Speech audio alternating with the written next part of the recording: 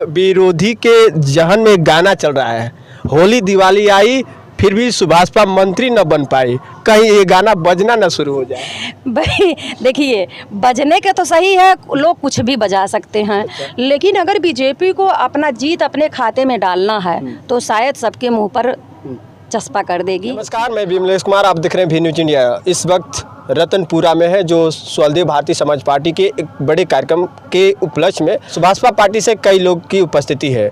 आज बात करेंगे लोकसभा चुनाव को लेकर। सुभाषपा पार्टी से जो है महिला मंच से जो लगातार चलने का काम की, आज हमारे चैनल में जो है ये डिबेट के दौरान मुलाकात हुआ है। सबसे पहले अपने आप परिचय बता दीजिए। मेरा नाम राधिका पटेल है, मैं सुहेलदेव भारतीय समाज पार्टी के राष्ट्रीय अध्यक्ष हूं। मैं आपके चैनल को धन्यवाद देना चाहती हूं कि कम से कम आप लोग जैसे समाज की सेवा में जुट करके अपना योगदान देते हैं, सभी समाज को एक संदेश भेजते हैं कि ये होना चाहिए। तो मेरी तरफ से आपको बहुत बहुत धन्यवाद। आज रतनपुरा के कार्यक्रम को लेकर क्या कुछ बताना चाहेंगे? जी, रतनपुरा में जो कार्यक्रम मेरा चल रहा है वो मैं चाहती हूँ कि रतनपुरा ही नहीं, पूरा मऊ का एक बार फिर से एक नया संदेश जाए कि किस तरह सरकार चलाई जाती है, किस तरह सांसद काम करते हैं, किस तरह विधायक काम करते हैं। तो हमारा ये दर्शाने का मतलब है कि यदि हमारे पक्ष में ये सीट आती है तो हम लोग दिखाना चाहते हैं कि काम कैसे होता है, इसीलिए ये कार्यक्रम उसी उपलक्ष्य में रखा गया है। एक और बात है, जहां रतनपुरा की अगर बात हो और यहीं से महेंद्र राजभर आते हैं, जो स्वदेव सम्मान पार्टी का जो है गठन करके वो भी चलाते हैं, जो पहले कभी सुभाषपा का एक अंग हुआ करते थे। जी, ये बात तो आपने बहुत अच्छा छेड़ा है। देखिए, उन्होंने अपनी पार्टी बनाई अपने बलबूते नहीं, माननीय अखिलेश यादव जी के बलबूते पर उन्होंने एक पार्टी का विस्तार किया। आप बताइए, दूसरे के कंधे पर तीर कब तक चलाएंगे?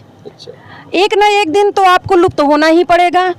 आज माननीय ओम प्रकाश राजभर जो हैं, उनके जैसा लीडर आप उत्तर प्रदेश में मैं किसी को नहीं मानती हूँ, क्योंकि पिछड़े और दलित, शोषित, वंचित की अगर कोई आवाज़ उठाता है तो एक ही नेता है, पूर्व कैबिनेट मंत्री माननीय ओम प्रकाश राजभर, दूसरा कोई नेता नहीं उठाता है। इसलिए मैं उनके पक्षधर में हूँ और सभी लोगों से ये मैं अपनी माध्यम से कहना चाहती हूँ कि इनसे जो है सभी को सीख लेना चाहिए कि कैसे पक्ष विपक्ष का आवाज़ उठाई जाती है। कभी ये बातें आती है कि 19 साल के बाद, पूरा समय देने के बाद महेंद्र राजभर ठगी का शिकार हो गए, आज वो हमेशा विरोध में खड़े रहते हैं। देखिए, कौन ठगता है कौन नहीं ये तो समाज भी जानता है और सभी लोग जानते हैं।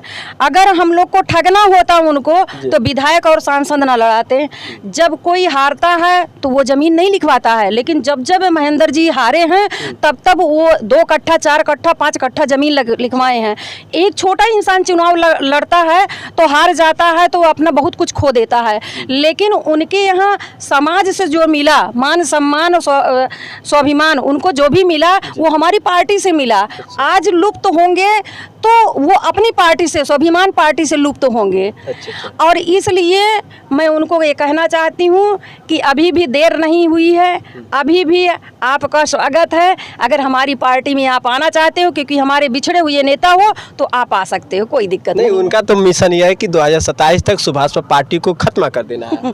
कोई पार्टी, आप बताओ, लखनऊ से कोई ट्रेन चलती है तो सवारियाँ उतरती और चढ़ती रहती हैं, उसी तरह पार्टियाँ हैं, छोटी छोटी जो दल होते हैं, बनाते हैं लोग सिर्फ चुनाव लड़ने के लिए। चुनाव खत्म तो पार्टियां खत्म। बैग में आप देखोगे तो कम से कम 100-200 पार्टी ऐसी होंगी जो बैग में घूमते हैं लोग लेकर के। वो अपने आप को राष्ट्रीय अध्यक्ष ही मानते हैं, तो वो भी उसी में से एक ही जैसे हैं। उनको क्या खत्म कर देंगे? हो सकता है वो खुद ही खत्म हो जाए। लोकसभा चुनाव की चर्चाएं लगातार बढ़ रही है और ओम प्रकाश राजभर को सीटों को लेकर ये कहा जा रहा है कि वो सीट अगर पाएंगे तो शायद फिर सीटों भी बेच देंगे। देखिए, अच्छा ये बताइए, हम बीजेपी से गठबंधन में थे, हम सपा से गठबंधन में थे, तो हमने एक भी सीट बेचा? आप लोग देखे भी होंगे। कहते हैं कि अपने समाज को नहीं देते हैं, जो एक दिन का कार्यकर्ता नहीं है उसी को दे देते हैं। ऐसा है कि जब देखिए, हम जब गठबंधन में होते हैं तो जो दल से हम गठबंधन करते हैं उसके समक्ष हमको एक शर्त रखी जाती है कि इतने प्रत्याशी आपके उतरेंगे, इतने हम उतरेंगे। तो अब अगर हमको 5 सीट मिलती है, 4 सीट मिलती है, तो हम अगर अपने ही लोगों को दे देंगे तो जो उनके साथ अदर बिरादरी के लोग हैं उनको भी तो हमको देना होगा। लोग यही कहेंगे कि राजभर की पार्टी सिर्फ राजभर की है, बाकी किसी जाति की नहीं है। तो मंत्री जी ये दिखाना चाहते हैं कि हमारी पार्टी सबके लिए है, ना कि एक ही बिरादरी के लिए। एक बिरादरी के लिए वो आवाज़ उठाते हैं कि हमारे बिरादरी को कोई जानता नहीं था, पहचानता नहीं था। जो इतिहास उनका 100 वर्ष से ज़मीन पे दब गया था, आज उनको धरातल पर लाने वाला सिर्फ एक ही इंसान है, माननीय ओम प्रकाश राजभर, दूसरा नहीं है।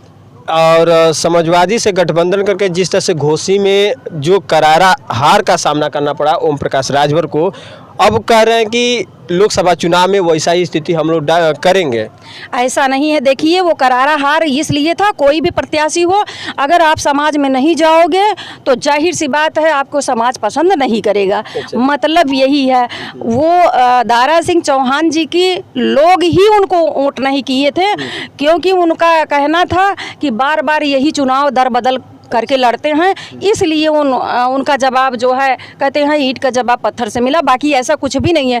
लोगों के जेहन में ये था कि अगर बीजेपी कोई नया प्रत्याशी दी होती तो उसके सिवा दूसरा कोई जीतता नहीं। ओम प्रकाश राजभर को सपोर्ट मिला था, एकदम सपोर्ट मिल रहा था। अच्छा। कि कोई नया प्रत्याशी दीजिए, कोई नया प्रत्याशी चेहरा दीजिए।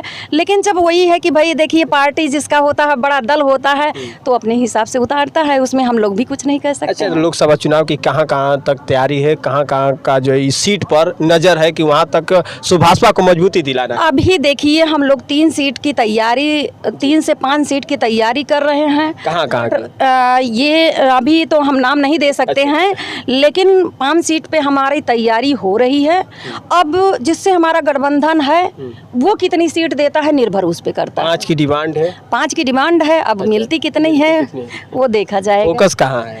फोकस तो हमारा अभी तो मऊ है। मऊ है। हाँ, तो मऊ में कौन सा प्रत्याशी होगा ये तो अब आने वाला समय बताएगा, लेकिन फोकस मऊ है। अखिलेश यादव से जो लोग जुड़कर और ये कहते हैं कि कहीं ना कहीं मऊ से और गाजीपुर बलिया तीनों से कहीं ना कहीं यहाँ जो भी अगर ओम प्रकाश राजभर सपोर्ट में आते हैं तो उनसे जो है 36 का आंकड़ा होगा और उनको जो है यहाँ से शून्य होना पड़ेगा।